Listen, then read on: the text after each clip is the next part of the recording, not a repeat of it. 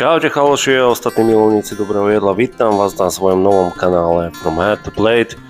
A ako prvé video som si pre vás pripravil klasiku slovenskej kuchyne, a to je sekaná. Mleté dneska pridáme soľ, korenie, údenú papriku, vajíčka, poriadne to spolu premiešame a necháme trošku odpočívať. Medzi tým si uvaríme vajíčka natvrdo, nakrájame pozdĺž kyslú uhorku, červenú papriku a cibuľku na drobno. Uvarené, ošupané, umyté vajíčka si takto krásne pomaličky zabalíme do takého slaninkového županu, ktorý vložíme do také mäsovej placky s kyslou uhorkou a červenou paprikou. Pekne krásne to zabalíme a tvar, do akého to chcete, to už nechám na vás. V poslednej dobe veľmi obľúbujem teplovzdušnú fritézu, v ktorej som to robil na 180 stupňov 20 až 30 minút.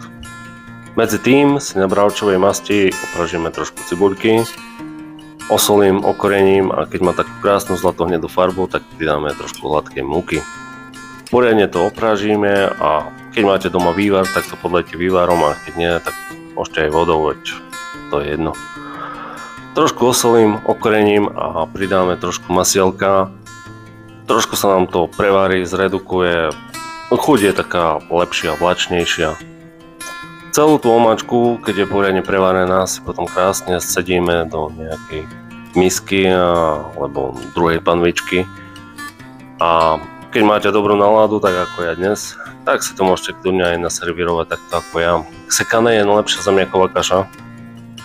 V nej prerezanú sekanú si takto krásne uložíte. Vidíte, že to vajíčko je krásne uvarené. Prelejete si to tou šťavičkou a podľa toho, čo vám rastie v záhradke, tak sa to môžete dozdobiť.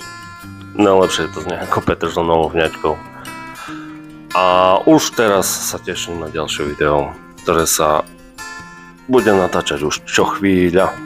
Tak sa majte krásne, prajem vám pekný deň a dobrú chuť.